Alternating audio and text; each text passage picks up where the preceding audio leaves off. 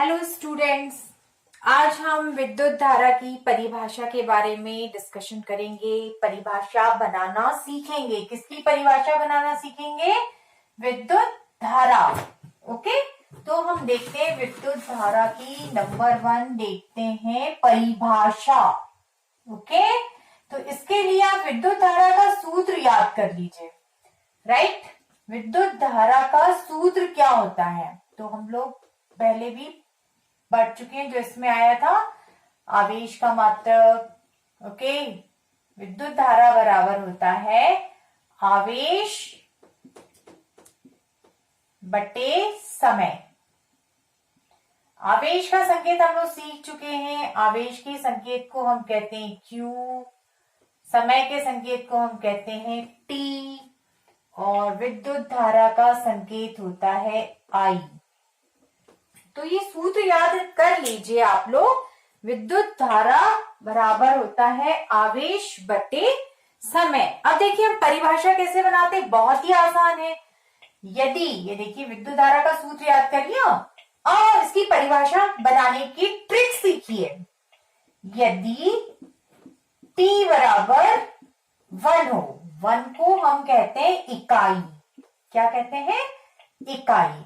यदि T बराबर 1 हो, आपने यहां 1 रख दिया, तब I बराबर से क्या होगा? Q बाय 1, या I बराबर से क्या हो जाएगा? Q। राइट, I बराबर से Q बाय 1 मतलब Q हो गया। तो ये आपकी इक्वेशन जो है परिभाषा को देगी। इतना आप याद रख लीजिए और ये परिभाषा बन जाएगी इससे आपकी। देखिए कैसे परिभाषा बनेगी। T का मान हमने कितना रखा? इकाई। तब यहां पर कितना आ गया? Q बाय 1 क्या आ गया? Q क्या है? आवेश। और आवेश बराबर क्या आ गया? धारा। ठीक है, अब परिभाषा देखिए। यदि किसी चालक में, चालक यानी आप समझते हैं धातु। ओके, हमने एक चालक लिया AB। ओके, AB क्या है? एक चालक है। कोई भी चालक हो सकता है, तांबा हो सकता है, एल्यूमिनियम हो सकता है, चांदी हो सकता है। तो हमने एक चालक लिया AB।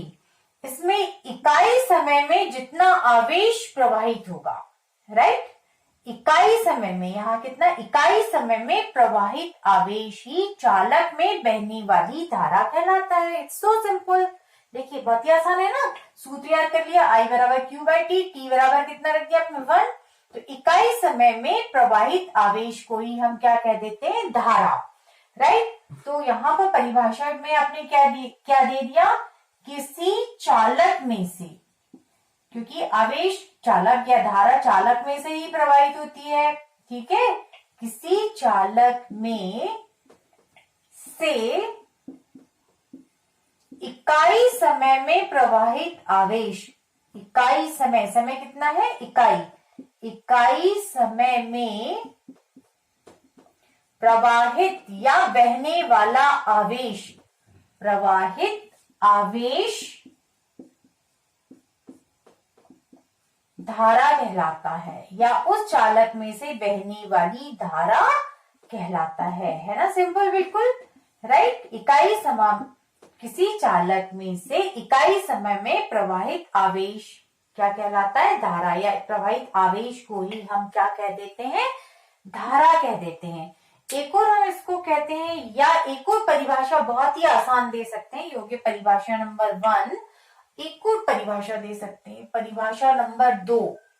उसको भी हम दे सकते हैं।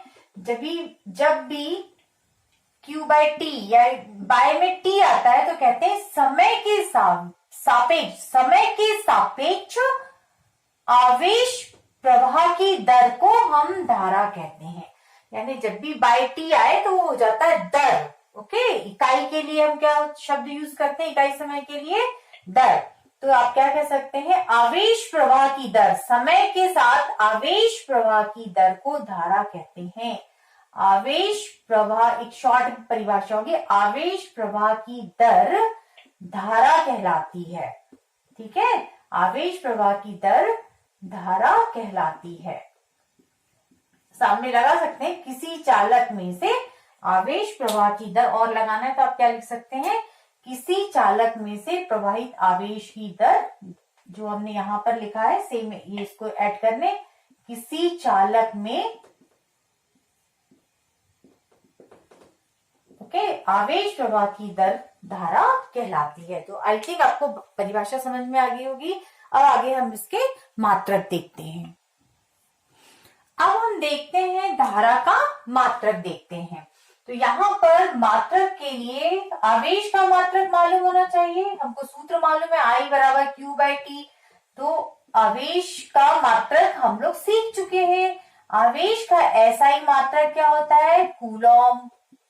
ओके, समय का मात्रक क्या होता है? सेकेंड। कूलॉम प्रति सेकेंड, इसको हम कहते हैं धारा। 1 एम्पियर धारा, इसको क्या कहते हैं? एम्पियर। तो धारा का मात्रक क्या हो गया? एम्पियर। तो स्टूडेंट्स एक चीज और याद रखिए, कई बार एग्जाम में पूछा जाता है धारा का मात्रक जोड़ी बनाओ में या एक वाक्य में या सत्य असत्य में, कि आवेश धारा का मात्रक कई बार कूलॉम प्रति सेकंड दिया रहता है। तो आपको सत्य असत्य लिखना है, क्या कूलॉम प्रति सेकंड धारा का मात्रक है? तो आंसर होगा यस, Q बाई टी यानी कूलॉम प्रति सेकंड, ये धारा का मात्रक है। और एक शब्द में इसको क्या कहते हैं? Ampere, right. अब यहां से आप 1 एम्पियर की परिभाषा भी निकाल सकते हैं। 1 एम्पियर की परिभाषा लिखने भी कई बार आता है। तो 1 एम्पियर की परिभाषा बहुत आसानी से आप दे सकते हैं। कैसे दे सकते हैं 1 एम्पियर की परिभाषा? आप क्या बताएंगे? किसी चालक से 1 सेकंड में, किसी चालक से 1 सेकंड में प्रवाहित आवेश 1 कूलॉम हो, प्रवाहित आवेश 1 कूलॉम हो, 1 कूलॉम हो, तब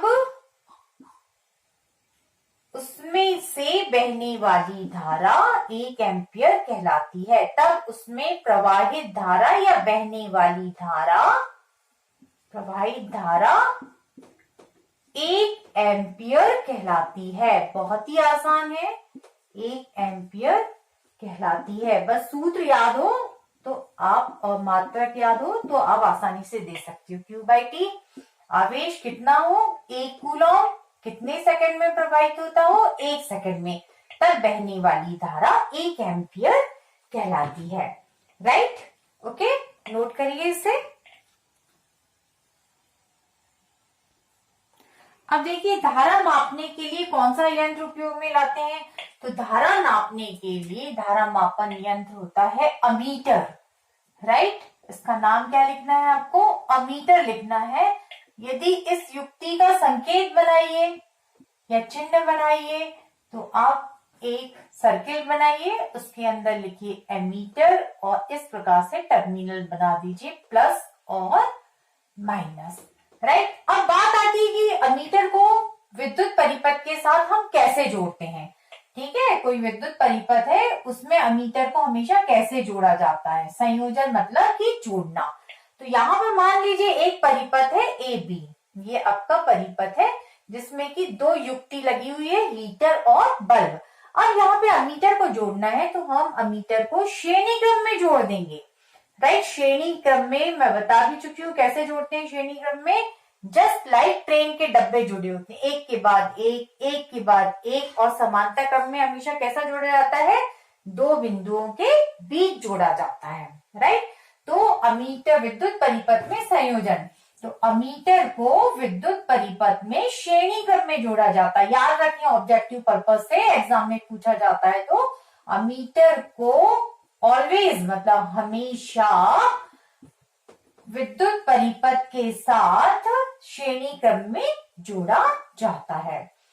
अमीटर को हमेशा विद्युत परिपथ के साथ, कोई भी विद्युत परिपथ हो, विद्युत परिपथ के साथ कौन से क्रम में जोड़ते हैं? श्रेणी क्रम में जोड़ते हैं, श्रेणी क्रम में जोड़ते हैं, राइट। आई थिंक आपको सब समझ में आ चुका होगा। हमने क्या क्या सीखा, परिभाषा सीखी, किसकी परिभाषा सीखी, विद्युत धारा की परिभाषा सीखी, मात्रक सीखा, उसका संकेत सीखा, विद्युत परिपथ में हम किस प्रकार जोड़ते हैं, और इसके मात्रक एम्पियर की हमने परिभाषा सीखी। अब किसी भी प्रकार का प्रश्न पूछा जाए, ऑब्जेक्टिव पूछा जाए, तो आई थिंक आप बहुत अच्छे से उसका आंसर दे सकते हैं। Okay, that's all.